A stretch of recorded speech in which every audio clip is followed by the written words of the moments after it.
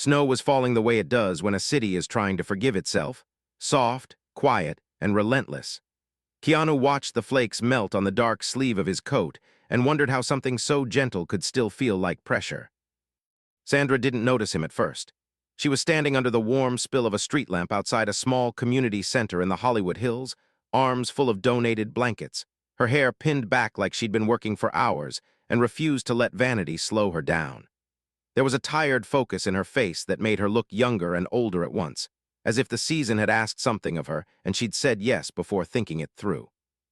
Inside, the center hummed with the uneasy cheer of December, paper snowflakes in the windows, a crooked tree blinking in one corner, a table crowded with tins of cookies that looked more hopeful than delicious. Volunteers moved like people trying not to be seen doing good, like kindness should be quiet. Keanu stepped in and the heat hit his cheeks. It smelled like cinnamon, wet wool, and the kind of soup that's meant to keep someone alive for one more night.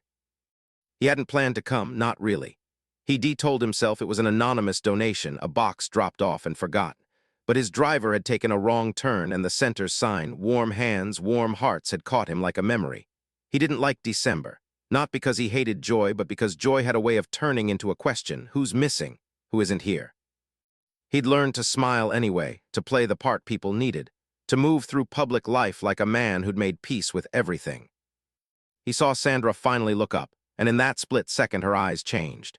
Recognition passed through her like a quick sting, then settled into something guarded and surprisingly tender. They hadn't spoken in years, years of polite messages through assistants, years of we should that never became we did. Their movies had become legends, their chemistry a story strangers told each other as proof that something beautiful could exist in the world without breaking. Sandra shifted the blankets in her arms, fighting the instinct to put them down and pretend she wasn't carrying something heavy. "Keanu," she said, almost like she was testing whether the name still belonged to him. Her voice was warm, but the warmth didn't hide the careful distance beneath it, the way you speak to someone who once mattered enough to hurt you by accident. He nodded, small and respectful, like he didn't want to startle her. "I didn't know you were here." "I'm here every year," she said, and the words landed with a quiet edge. Not accusation, more like truth that had been waiting to be seen. People don't usually notice. He looked around, letting her sentence open something in him. Nobody was looking at her like a star. They looked at her like a woman who showed up on time and stayed late. A boy near the back, maybe 11, sat with his hood up, shoulders hunched, staring at the floor as if the floor might tell him what to do next. Sandra's attention flickered toward him instinctively, the way it does when someone's heart has learned to scan rooms for pain. Keanu followed her gaze and felt something tighten. The boy wasn't crying. That was what made it worse. Crying would have meant he still believed someone might come and fix things. This boy looked like he'd already rehearsed disappointment until it fit him. Sandra started walking toward the boy, but she hesitated just for a second, as if she'd been doing this long enough to know that every approach can either heal or embarrass. Keanu surprised himself by stepping beside her. Not in front, not behind, just with her. "You're not supposed to be seen here," she murmured without looking at him, as if the room itself might overhear and turn him into a spectacle.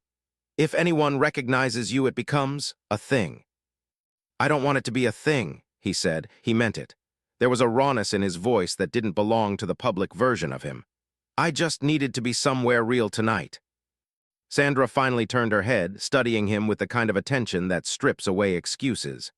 "Real costs something," she said softly. "Most people show up for the photos. They leave before it gets uncomfortable." Keanu swallowed, then let it get uncomfortable.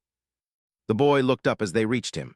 His eyes were sharp, suspicious, too old for his face. He glanced at Sandra first, then at Keanu, and his brow furrowed like he'd seen him somewhere, but couldn't place him or didn't care. Sandra knelt so she was level with him, setting the blankets down carefully, like laying down weapons. "Hey," she said, gentle but steady. "I'm Sandra, what's your name?"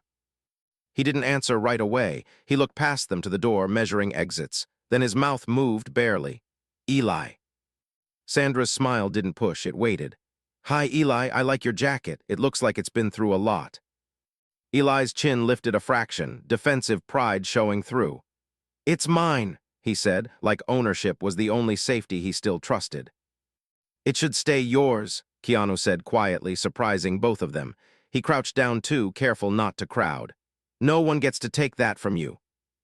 Eli's eyes narrowed, You don't know me.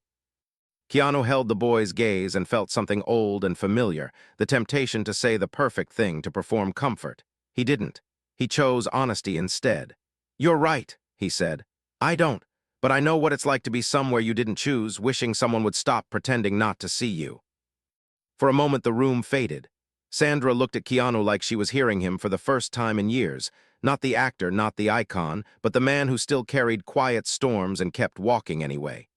Eli's suspicion flickered, not into trust, but into attention. Attention is the first crack in a wall. Sandra reached into her coat pocket and pulled out a small paper ornament, hand-cut, messy at the edges. A volunteer must have made it with kids earlier. She offered it to Eli like it was a secret. We're decorating the tree, she said. But you can put this wherever you want. It doesn't have to be perfect. It just has to be yours. Eli stared at it, then at her. Why? He asked, and the single word carried a whole history of people giving him things only to take something back. Sandra's throat moved as she swallowed emotion. Because, she said, voice steady by force, sometimes you need proof that you were here and that you mattered. Eli's hand lifted slowly, then paused midair like he'd been trained that reaching is dangerous. Keanu watched the boy's fingers tremble, watched Sandra hold her breath, watched hope hover like a fragile thing that could shatter if anyone moved too fast. Then Eli took the ornament. And just as Sandra's eyes softened with relief, the community center door swung open hard enough to rattle the glass. Cold air rushed in, and with it a man's voice, sharp, angry, calling a name that made Eli freeze like he'd been grabbed from the inside. Eli, the voice barked, where is he? Sandra's hand went instinctively toward Eli's shoulder, protective, and Keanu's body shifted without thinking, placing himself between the boy and the doorway. The room went quiet in the way it does when joy is about to be tested. Eli's face drained of color. His fingers crushed the paper ornament and he whispered, barely audible, please don't let him take me. Keanu met Sandra's eyes, and in that look was a question neither of them had dared ask for years. What are you willing to risk for someone you just met? The footsteps came closer. The shadow filled the doorway. And Keanu realized with a cold certainty that this Christmas wasn't going to be about nostalgia or second chances for them. It was going to demand courage right now in public with real consequences. The man in the doorway wasn't dressed like a villain. That was the first cruel detail. He wore a windbreaker with a company logo, a knit cap pulled low, and the exhausted face of someone who'd been losing battles for a long time. Anger clung to him anyway, hot and immediate, as if it was the only thing keeping him upright. Sandra didn't move her hand from Eli's shoulder, but she loosened her grip so it wouldn't feel like a trap. Keanu stayed half a step forward, not puffing himself up, not playing hero, just offering his body as a quiet boundary. The room held its breath. A volunteer near the soup pot stopped stirring. A little girl with antlers on her head paused mid-giggle and stared. Where is he?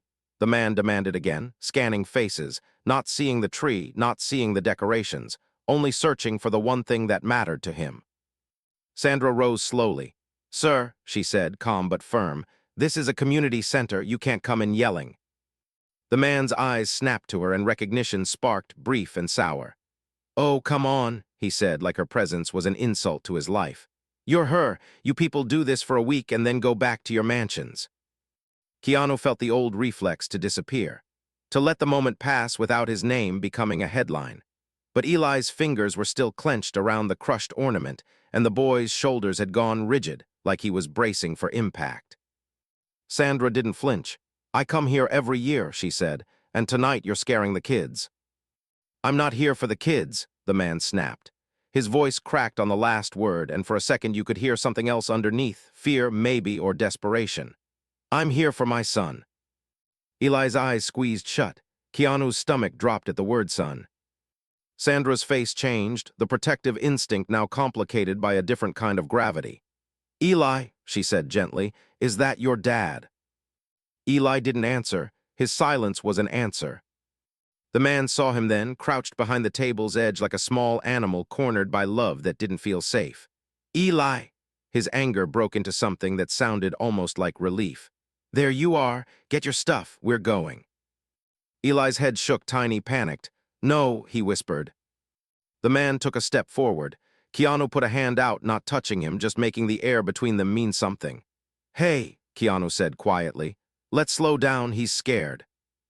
The man stared at Keanu for half a second, then his eyes narrowed as if the face in front of him was a riddle he didn't want to solve. Do I know you? Not important, Keanu said. His voice stayed even. What's important is that you're yelling and he's asking not to go. Sandra watched the man's jaw tighten.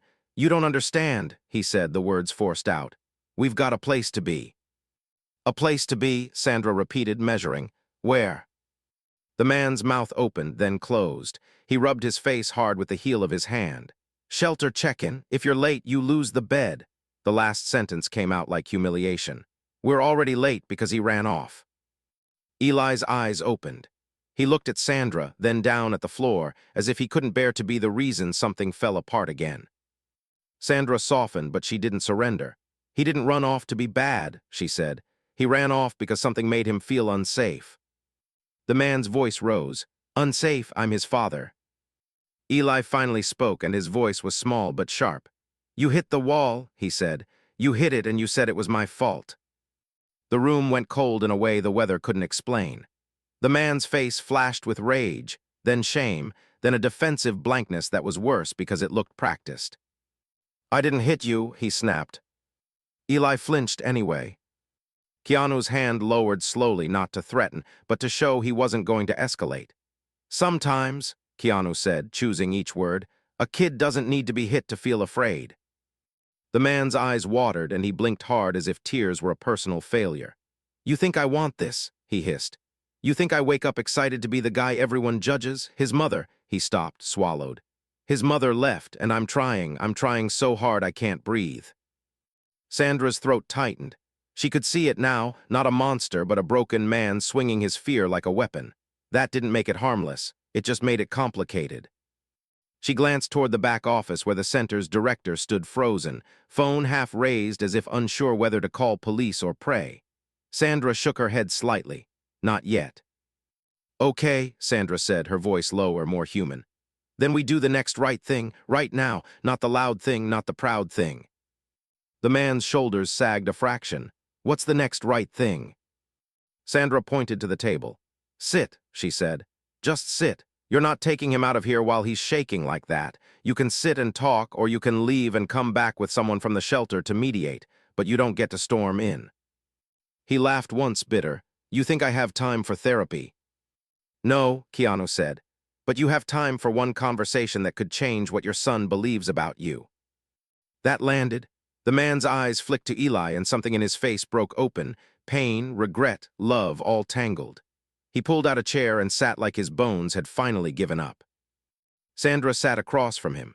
Keanu stayed beside Eli, not touching him, but close enough to be a presence. Eli's breathing was still fast, but he wasn't frozen anymore. He watched his father like someone watching weather, trying to predict if it would turn violent. The man cleared his throat. Eli, he said, quieter now, I didn't mean to scare you. Eli's lips pressed together. He didn't accept it. He didn't reject it. He just held it at a distance, the way you hold something hot. Sandra leaned in slightly.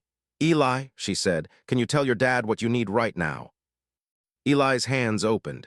The crushed ornament lay in his palm, torn and wrinkled. He looked at it, then up.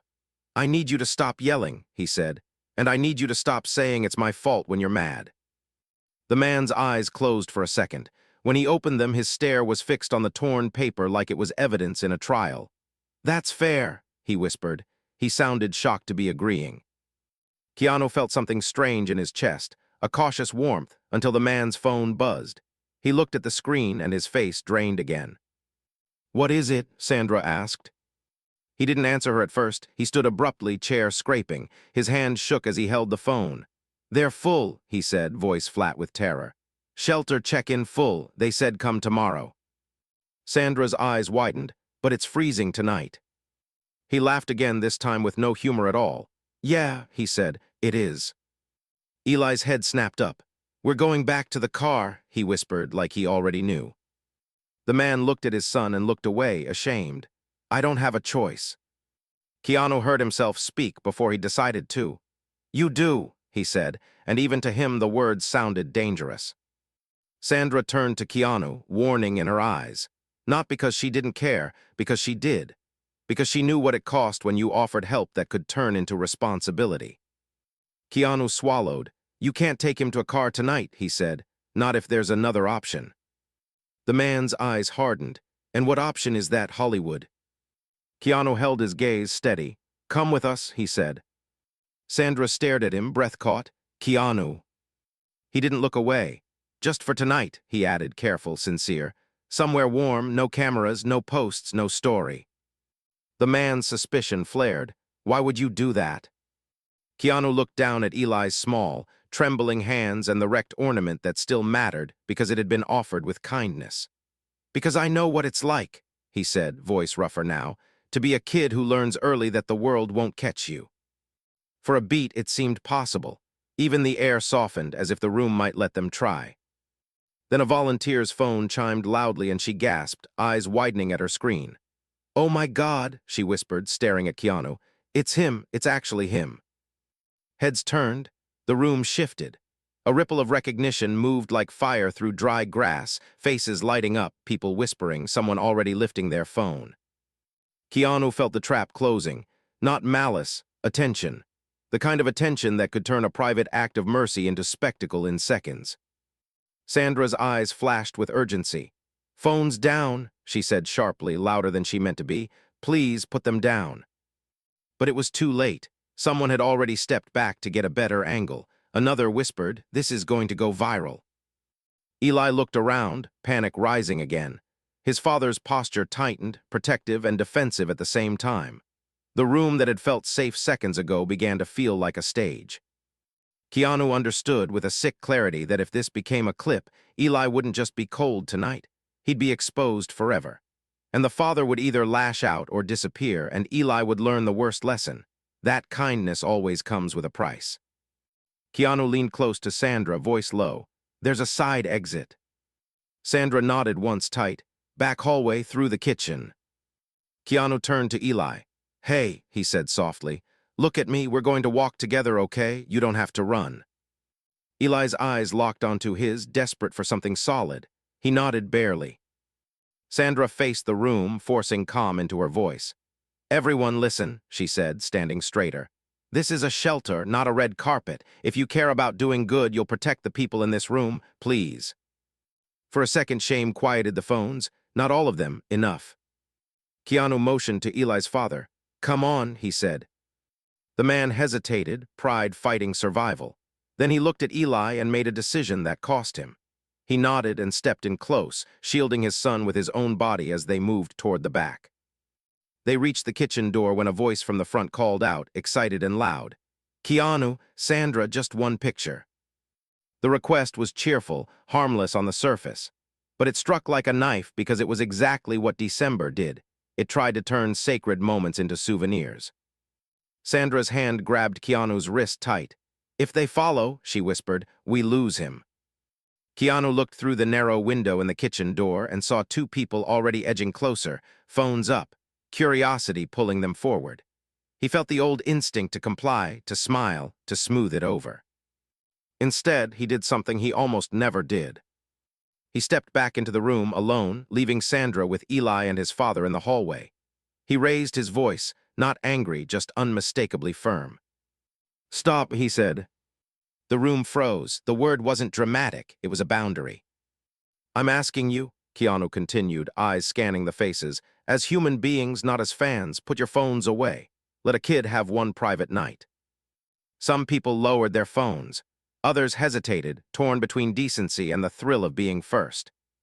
Then a man near the door scoffed. If you didn't want attention, you wouldn't show up. Keanu's face didn't change, but something in his gaze sharpened. I didn't show up for attention, he said. I showed up because I was lonely, and because I forgot what real looks like until I walked in here. Silence. In the back hallway, Sandra listened, heart pounding. She could hear the room shifting, the tide turning or not turning. Eli's father stared at her, stunned. He's doing that for us, he whispered, like generosity without a contract was foreign. Sandra nodded once, eyes shining. Yes, she said, so don't waste it. They moved again, faster now. The side exit was a plain metal door that opened into cold night air and a narrow lot lined with trash bins. Not glamorous, perfect. Sandra pushed it open and stepped out first, scanning for anyone waiting with a camera. Clear. Eli followed, then his father, shoulders hunched against the cold. He looked like a man walking out of a courtroom into a storm. And then Keanu didn't appear behind them. Sandra's stomach dropped. She turned back toward the door, the muffled noise of the center swelling again. Eli's father stared, torn between staying and running. Where is he? Sandra's hand tightened into a fist. He stayed behind, she said, voice breaking on the truth. He's holding them back. The metal door shuddered as someone pushed from the inside. A voice called Keanu's name, urgent, hungry. Eli's eyes filled with tears he'd been refusing all night. He's going to get in trouble, he whispered. Sandra looked at the dark parking lot, the cold air burning her lungs, and made a decision. Courage didn't always look like charging forward. Sometimes it looked like refusing to abandon the person who just protected a child. Stay with your dad, she told Eli, then turned toward the door. Eli's father reached out, grabbing her sleeve. Don't, he said, fear-naked now. They'll eat you alive. Sandra pulled free gently. Then we don't let them, she said, and pushed the door open. Just as a camera flash went off inside, bright enough to spill into the hallway like lightning. The flash hit Sandra's eyes, and for a second all she could see was a white afterimage, like the world had been erased. Then the room came back into focus, and Keanu was there near the tree, shoulders squared, facing a cluster of people with phones raised. He wasn't shouting. That was the strange power of it. He was calm, and the calm made the room feel childish by comparison. A young guy in a Santa sweater held his phone higher, angling for Keanu's face. Bro, it's Christmas, he said, laughing like this was a harmless game. Just one selfie. You're literally saving kids right now. Keanu's eyes didn't leave the phone. Put it away, he said. The guy's smile wavered. Why? Because this isn't about me, Keanu replied. And the kid you're about to expose didn't consent to becoming your content. Sandra felt heat rise in her chest, pride, fear, anger all at once. She moved forward, stepping beside Keanu so he wasn't a lone target. If you want to help, she said, voice steady, you can help by protecting him. A woman near the cookies lowered her phone, shame flickering across her face. Another whispered, they're right, and the room began to split into two kinds of people, those who understood privacy as kindness and those who treated everything as a chance to be seen. Then the director finally found his voice. Everyone, he said, stepping up. Phones away now. If you can't respect that, you need to leave. A few complied, a few didn't. Keanu glanced toward the back hall. His eyes met Sandra's for a fraction of a second, a silent question. Are they out? Sandra gave a tiny nod, almost. Keanu took a step toward the cluster with phones, not aggressive, just closer. I'll take a picture with you, he said, and several faces lit up instantly, later outside. But right now you're putting someone at risk. The Santa sweater guy scoffed. At risk from what? We're not criminals. Keanu's voice stayed quiet, but it cut. A kid who's already scared doesn't need thousands of strangers watching him be scared. The guy's cheeks reddened. Man, you actors are all the same, acting like saints. Keanu blinked slowly. I'm not a saint, he said. I'm a person trying to do one decent thing before the year ends.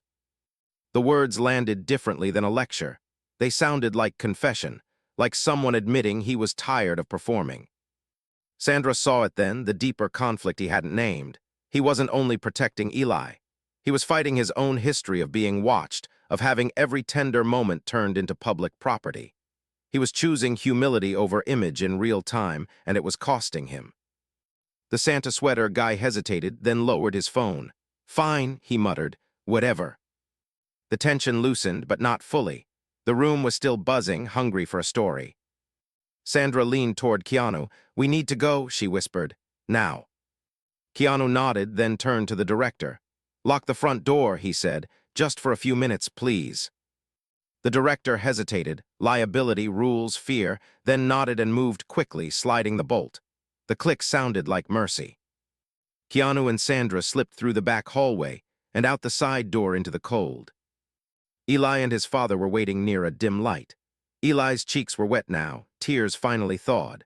When he saw Keanu, relief hit him so hard he made a sound he tried to swallow. Keanu approached slowly. Hey, he said, as if the boy were a skittish animal. I'm okay. Eli looked down at the crushed ornament in his hands.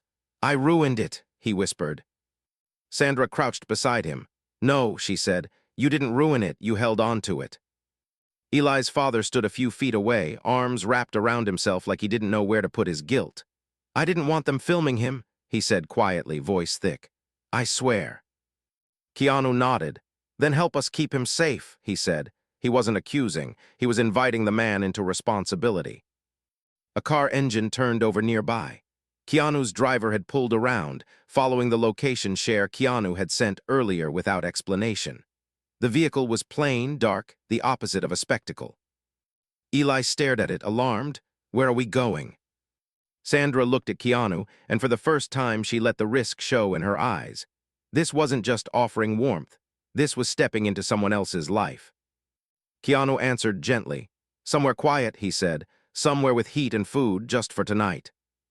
Eli's father took a breath, then exhaled like a man surrendering pride. "I can't pay you back," he said.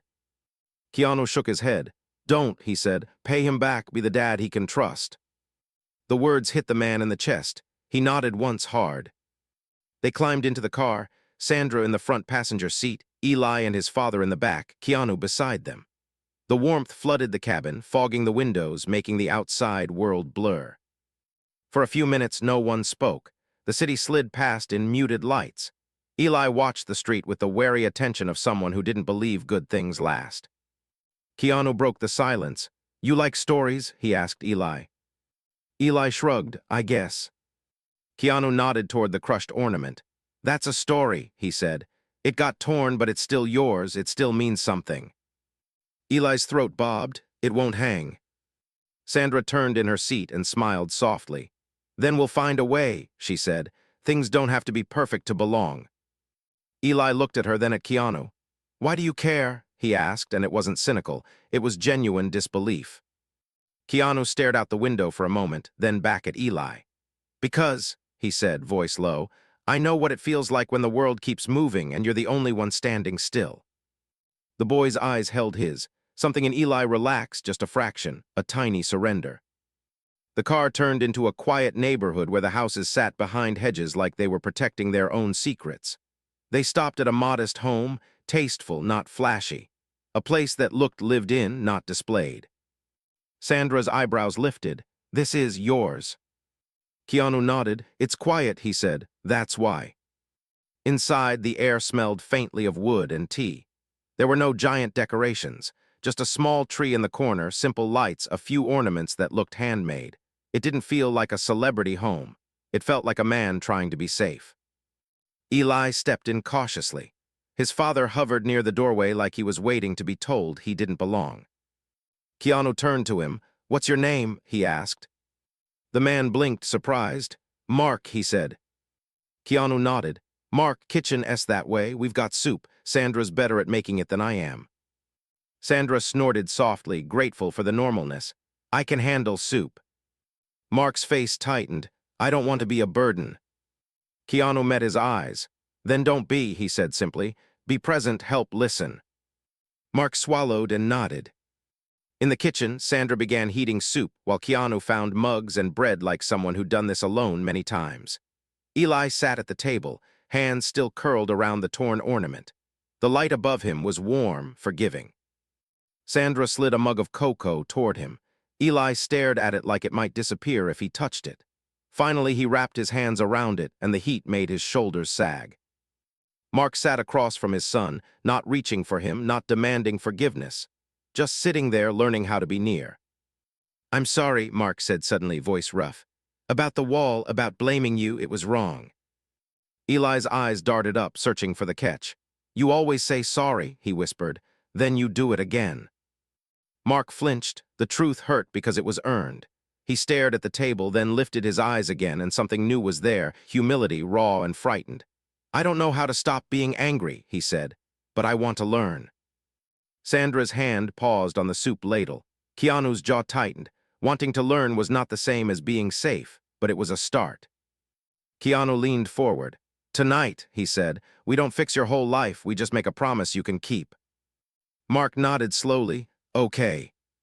Keanu's voice softened. Promise him you won't yell tonight, not once. If you feel it rising, you step outside, you breathe, you come back. Mark's eyes filled. I can do that, he whispered, like the promise was a rope he could grab in a storm. Eli didn't smile, but he took a sip of cocoa, and the sip looked like a decision to stay alive one more night. After dinner, Sandra found tape and string.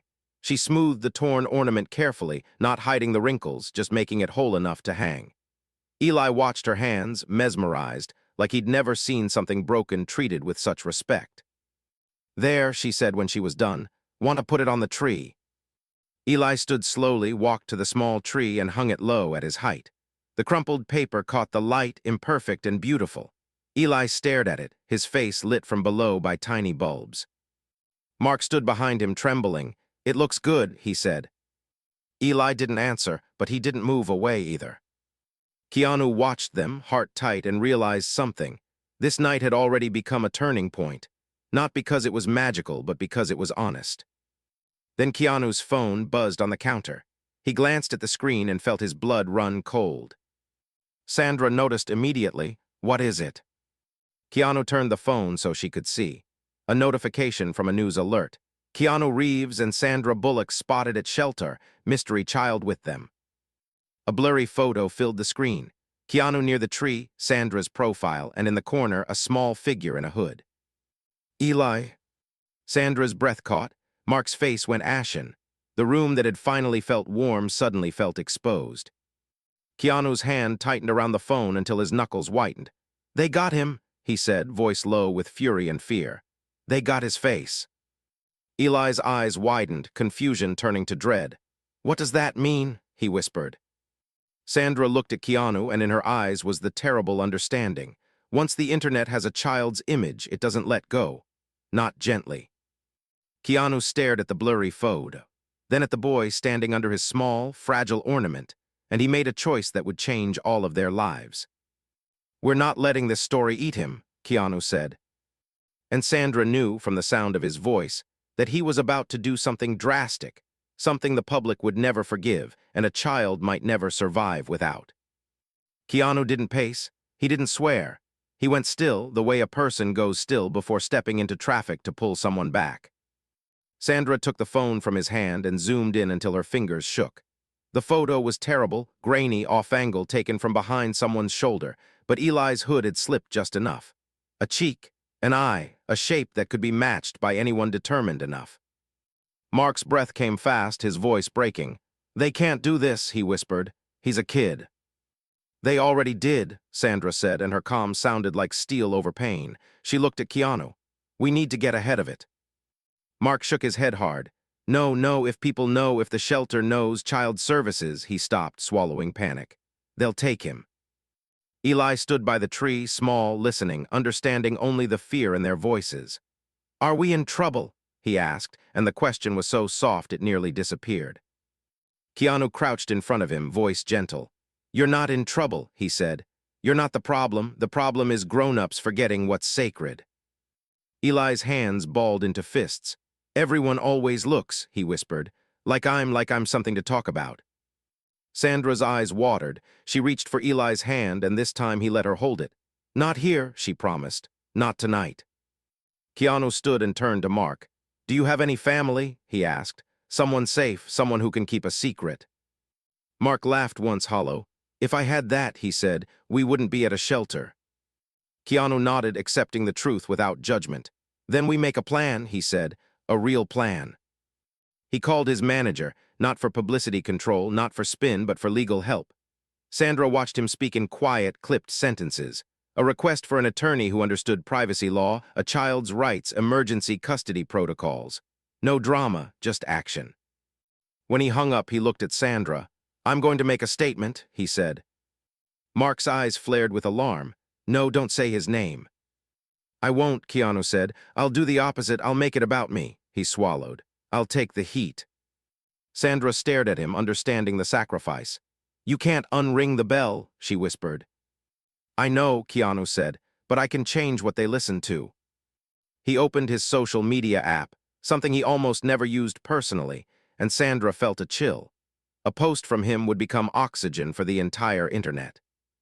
Mark's voice rose. This is insane. We should leave. We should run. Running is what got you stuck, Sandra said, not cruelly but with a tired honesty that made Mark flinch. Tonight we do it differently.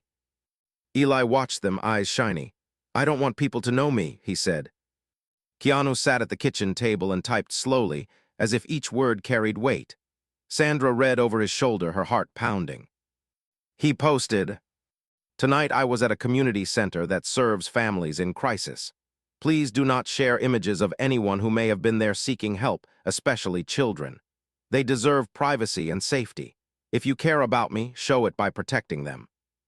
There was no mention of Eli, no mention of Sandra, no denial, no confirmation, a boundary publicly drawn.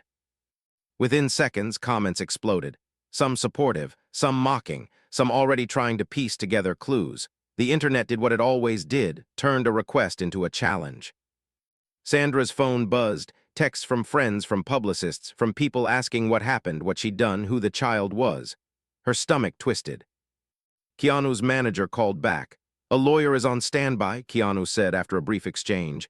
And there's something else. He listened, face tightening. Yeah, a pause, send it. He ended the call and looked at Sandra, eyes dark. Someone sold the photo to a tabloid, he said. They're planning a follow-up. They think the mystery child is ours. Sandra felt the floor tilt under her. That's insane. It's also believable enough to become the narrative, Keanu said. And if that narrative spreads, it'll keep Eli's image in circulation for weeks. People will hunt for more. Mark's voice cracked. So what do we do? Keanu stared at the small, battered ornament on the tree. We give them a different story, he said, and the determination in his voice scared Sandra. Sandra's mind raced. No, she said immediately, we're not turning him into a plot twist. Keanu nodded. We won't. We'll use ourselves as the decoy, he inhaled. We'll tell them we were at the center because we're funding it. We'll make it about donations. We'll flood the story with numbers and generosity until Eli disappears inside it. Sandra understood, a smokescreen made of good, but it was still a gamble. The more attention, the more risk. Mark looked between them. Why would you do that for a kid you met an hour ago? He asked, voice raw. Sandra answered before Keanu could. Because someone once did it for me, she said quietly, surprising herself with the truth. She didn't elaborate, but the pain behind it was real. Keanu's phone buzzed again. This time it was a direct message from an unknown account. We know who the kid is. Pay up or we post everything.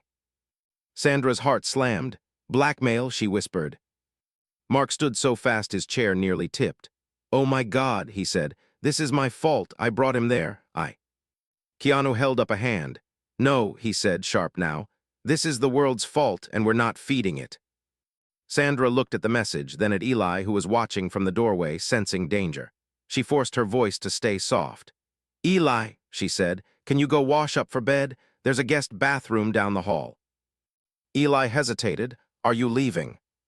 Keanu's expression softened. No, he said, I'm right here. Eli nodded and walked away slowly, glancing back twice like he needed proof they wouldn't vanish. When he was gone, Sandra lowered her voice.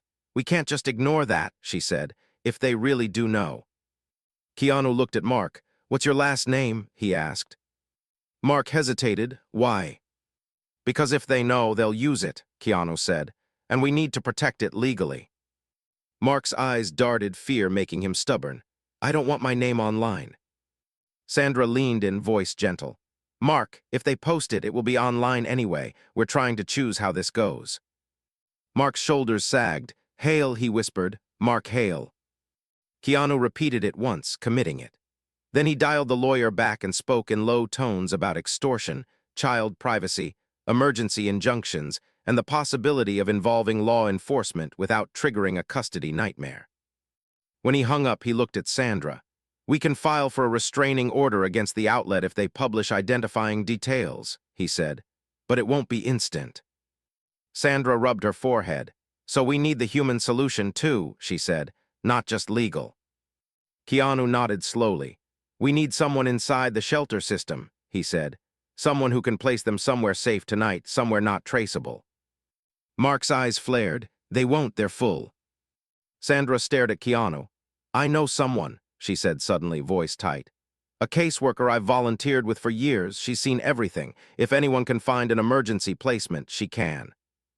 Keanu nodded. Call her.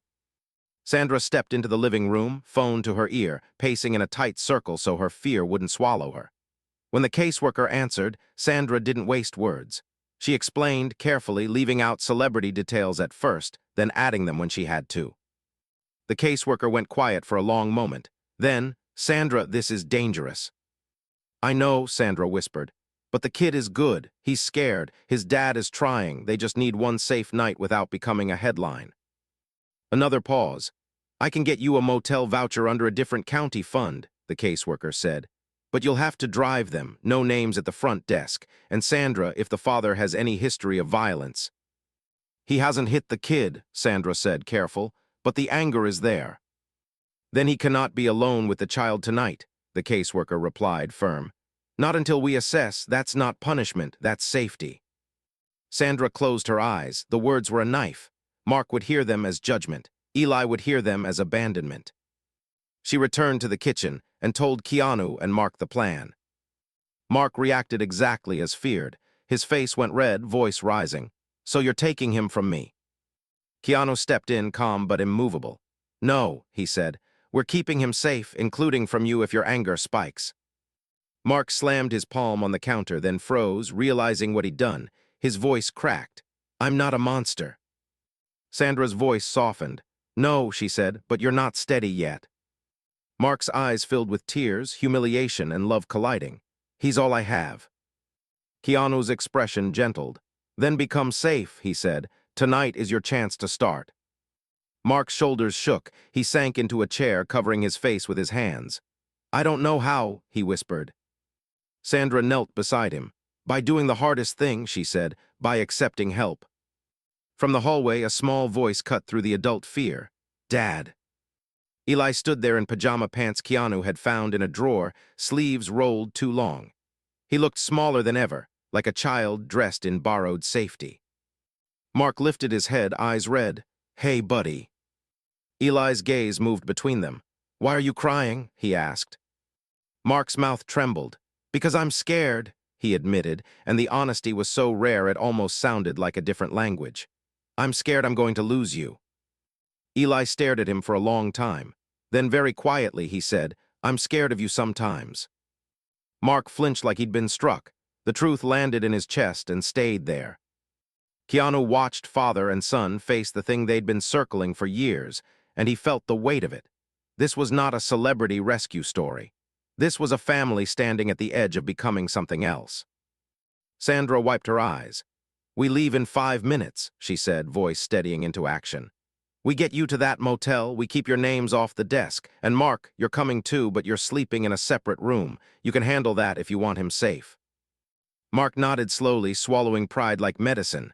Okay, he whispered. Keanu reached for his coat, but his phone buzzed again.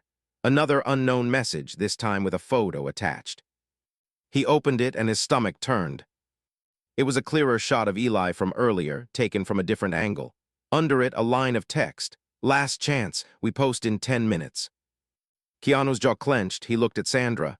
They're not bluffing, he said. And in the living room, Eli stood under the tiny lights of the tree, unaware that the world outside had just started counting down. The drive to the motel felt like a chase even though no one was following them. Every car behind them looked suspicious. Every red light felt like a trap. Sandra sat in the front with her phone in her lap, fingers hovering over the screen, watching the minutes slide forward. Keanu drove, both hands steady on the wheel, but his eyes kept flicking to the mirrors. Mark sat in the back seat with Eli, leaving a careful inch of space between them like he was respecting a boundary he'd never known how to respect before. Eli kept touching the taped ornament in his pocket, as if checking that it was still real. Are we sleeping somewhere else? He asked quietly. Sandra turned slightly in her seat. Yes, she said, just for tonight, somewhere quiet. Eli looked at his dad. Are you coming? Mark's voice was hoarse. Yeah, he said, I'm coming, I'll be close, he swallowed. I'm going to do this right. Eli didn't say he believed him, but he didn't turn away. Keanu's phone buzzed again, then again like a heartbeat out of control. He didn't look. He couldn't afford distraction. Sandra did, her face tightened. They're posting snippets, she whispered, teasing it. Keanu's knuckles whitened on the steering wheel. Call the lawyer, he said. I did, Sandra replied. We're drafting a cease and desist. It won't stop a rogue account. Mark leaned forward, panic spilling into anger. So what? This is it. He's going to be famous for being poor. The words came out ugly, and Mark grimaced immediately, ashamed. I didn't mean. Keanu spoke without looking back. You meant you're scared, he said. Keep it there, don't turn it into poison. Mark nodded, breathing hard. I'm trying. They pulled into the motel lot, plain, 2 stories, buzzing neon. The kind of place people didn't notice. That was the point. Sandra got out first and went to the office alone, her shoulders squared. Keanu stayed with Mark and Eli in the car, engine running, heat on low. Eli stared at the flickering sign like it might judge him. Keanu turned slightly toward him. Eli, he said, if this gets loud online, it doesn't change who you are. Eli's eyes were tired. People will think stuff. People always think stuff, Keanu said gently, but you don't have to carry their thoughts. Eli's lower lip trembled. They always look at me like I did something. Keanu's chest tightened. You didn't, he said. You're just living. Sandra returned with 2 keycards and a slip of paper. 2 rooms, she said quickly. Different names, cash deposit. We've got until morning before anyone can ask questions. Mark stared at the keycards like they were both salvation and shame. Thank you, he whispered. Up in the room, Sandra tucked Eli into bed with clean sheets that smelled like detergent and nothing else. She turned on the TV to a quiet cartoon, more for background than entertainment. Keanu stood by the window, scanning the parking lot. Mark lingered in the doorway, not stepping in, honoring the separation rule even though it clearly hurt. Can I? He started. Eli looked at him. Don't yell, he said. Mark's face crumpled. I won't, he promised. I swear, if I feel it, I'll leave the room. Eli nodded once. Then, unexpectedly, he pulled the taped ornament from his pocket and held it out. You can put it on your door, he said, so you remember. Mark's eyes flooded. He took it carefully like it was breakable glass. I will, he whispered. The moment almost felt like a turning. Then Sandra's phone vibrated with a notification, and her face drained. They posted, she said. Keanu crossed the room in 2 steps and took the phone. The image was there, Eli's face clearer now, a caption full of insinuation, comments already multiplying like flies. People were guessing names, locations, making jokes, calling him the mystery kid, turning his fear into entertainment. Eli sat up, reading their faces. What happened? He whispered. Sandra's voice shook. Someone shared a picture of you, she said carefully, online. Eli's eyes widened, then hardened with a grief too old. So I knew it, he said, voice flat. It's always like this. Every time something good happens, it turns bad. Mark made a sound like he'd been punched. Eli. Eli's voice rose, not yelling, but shaking. You brought me there, you made it loud, you made it. He stopped, swallowing, tears spilling. Now they're going to find us. Keanu crouched in front of him, steady. Listen, he said. They don't know where you are, and we're going to make sure that photo gets taken down. Eli shook his head, trembling. You can't make the internet stop. Keanu didn't lie. No, he said, but we can make it harder, and we can make you safer than a comment section. Sandra wiped her face, then straightened, courage clicking into place. We have 1 tool left, she said softly. Keanu looked at her. What? Sandra inhaled. We tell the truth, she said. Not his identity, not his pain, but ours. We name the sickness. Her eyes flashed.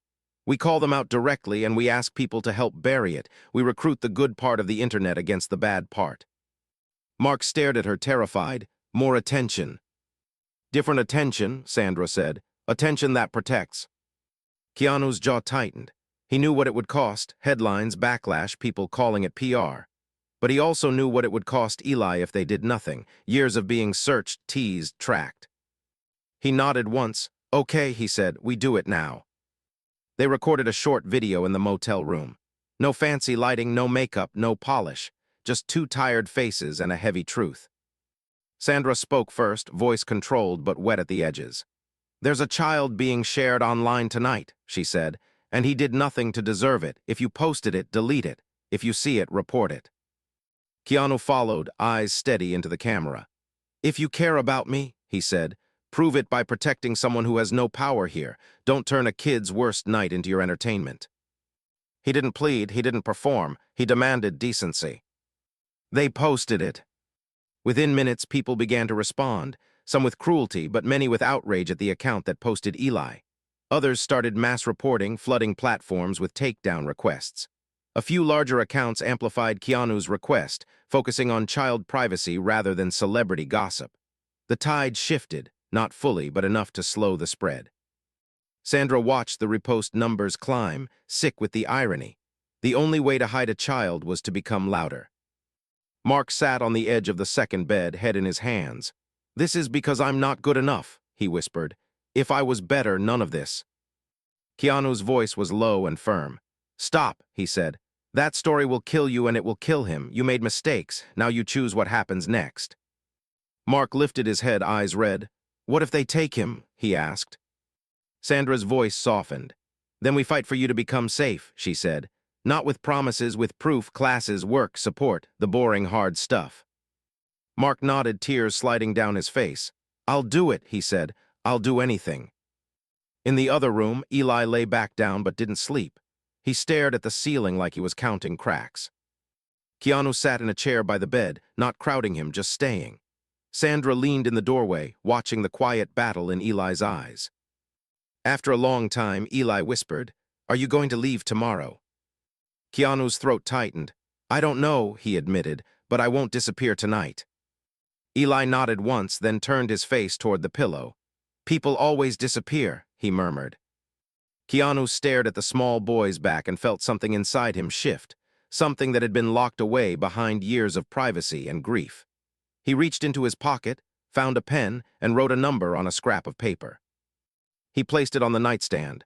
"This is my direct number," he said quietly. "Not for fans, for you, if you're scared, if you need someone to answer." Eli didn't turn around, but his hand slid out from under the blanket and touched the paper like it was a lifeline. Sandra exhaled shakily, moved by the humility of that gesture, offering access, not fame. Then Keanu's phone buzzed again. He checked it and his face went hard. Sandra stepped closer. "What is it?" Keanu turned the screen toward her. "A message from the lawyer. The tabloid is claiming the child is in danger and suggesting you abducted him. They may contact police." Sandra's blood ran cold. "They're going to flip it," she whispered. "They're going to make us the threat." Mark overheard from the doorway of his room. "What?" he said, stepping out, panic surging. "No, no, they can't. Eli will think I let strangers take him." Eli sat up in bed, eyes wide. "What are you talking about?" he demanded. Keanu looked at him, pain in his eyes. "Someone might come ask questions," he said carefully. "Police, because people online don't understand." Eli's face crumpled. He grabbed the taped ornament and held it to his chest. "I knew it," he sobbed. "I knew it was too good. I knew you weren't real." The words hit Keanu like a slap because they weren't an insult. They were a survival instinct. Outside, in the motel parking lot, headlights swept across the curtains. A car door slammed, and then came the heavy knock on the motel room door, authoritative, unavoidable. The knock wasn't frantic. That was what made it terrifying. It carried the calm confidence of someone who believed they were in control. Keanu stood first. He didn't tell anyone to hide. He didn't whisper a plan. He simply moved to the door and placed his hand flat against it, feeling the vibration of another knock travel through cheap wood. Sandra stepped beside him, her heart hammering, forcing her voice to stay even. "Who is it?" "Police," a man's voice answered. "Open up." Eli scrambled backward on the bed, eyes wild, clutching the ornament like it could protect him. Mark's face twisted with panic and shame. He took a step forward, then stopped, unsure if his presence would help or make everything worse. Keanu looked back at Eli. "Hey," he said softly, meeting the boy's eyes. "You're safe. I'm going to talk to them. I won't let anyone lie about you." Eli shook his head, tears spilling. "They always take people," he whispered. Keanu's voice dropped into something almost sacred. "Not tonight," he said. He opened the door. Two officers stood in the walkway, hands resting near their belts, their posture cautious but not aggressive. Behind them, the motel manager hovered, nervous, and a man in a puffy jacket lingered too far back, holding his phone low as if pretending not to record. Sandra's stomach clenched. The story had already followed them here. "One of you is Keanu Reeves," the first officer said, eyes flicking to his face. "And Ms. Bullock." "Yes," Keanu replied.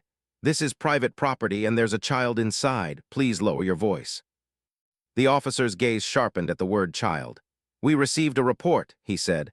"Possible child endangerment, allegations of abduction." Sandra stepped forward, controlled. "That's false," she said. "We brought a father and his son here with assistance from a caseworker because shelters were full and the child's image was being shared online. We have a voucher.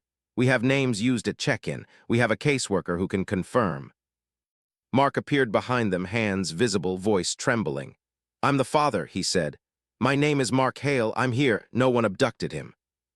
The second officer looked past them into the room, where Eli sat rigid on the bed. "Son," he called gently, "can you tell me if you're okay?" Eli's mouth opened, but no sound came out.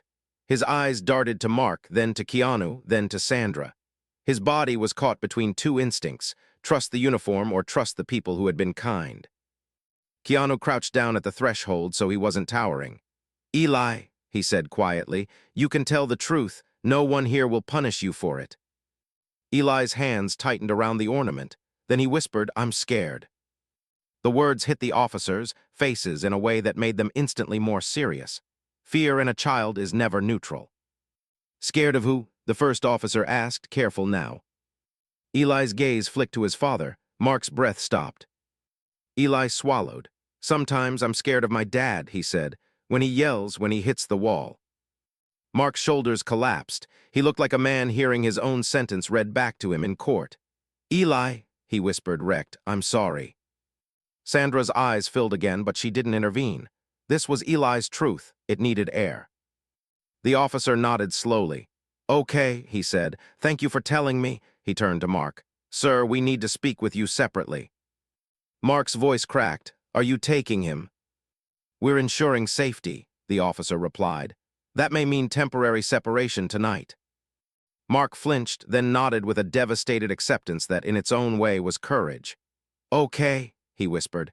"Do what you have to do, just please don't let him think I don't love him." Eli let out a broken sound, half sob, half anger. "Love isn't yelling," he said. Mark's face twisted. "I know," he said. "I'm learning, I swear I'm learning." Keanu watched Mark and he could see it, the real pivot.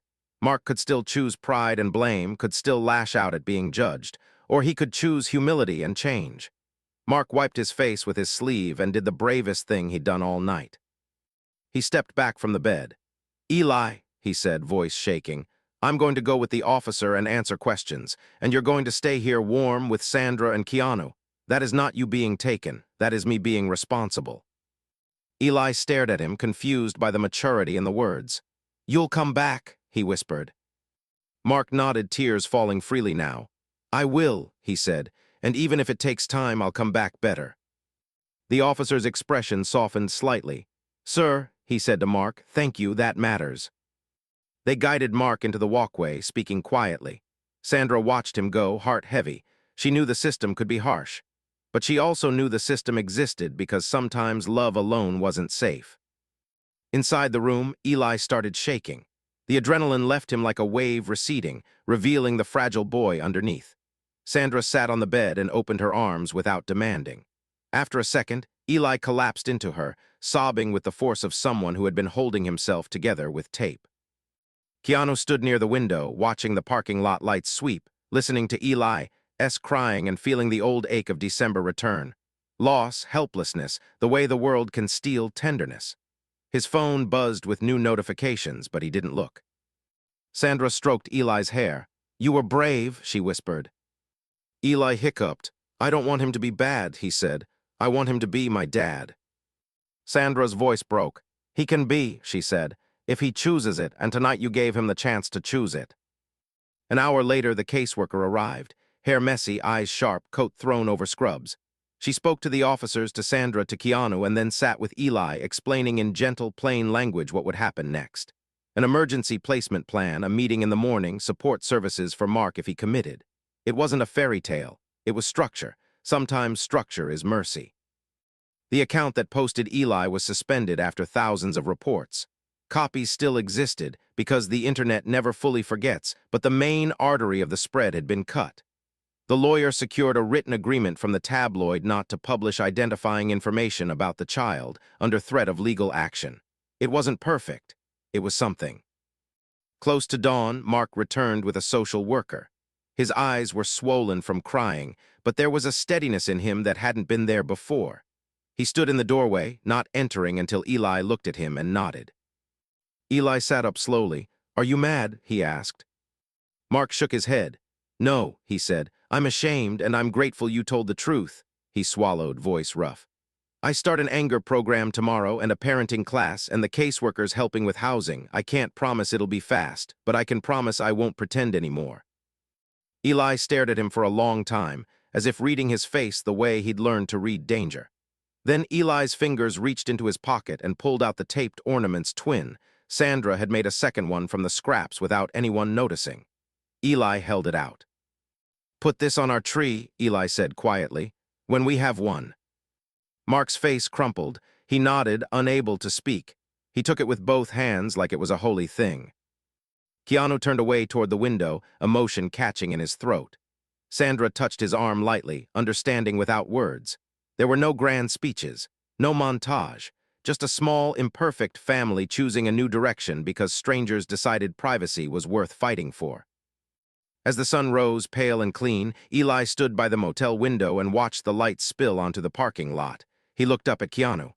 "Will you disappear?" he asked. Keanu knelt beside him. "I'll be around," he said simply, "not as a headline, as a person." Eli nodded, and for the first time his expression shifted into something like hope, careful, bruised, but real. He pressed his palm against the glass, watching the day begin. Outside, the world was still messy and loud. But inside, in that small motel room, two hearts had chosen one Christmas truth. Kindness isn't a feeling. It's a decision you make again and again, even when it costs you. And on the door to Mark's room, the wrinkled ornament hung crookedly, catching the morning light, proof that something broken could still belong.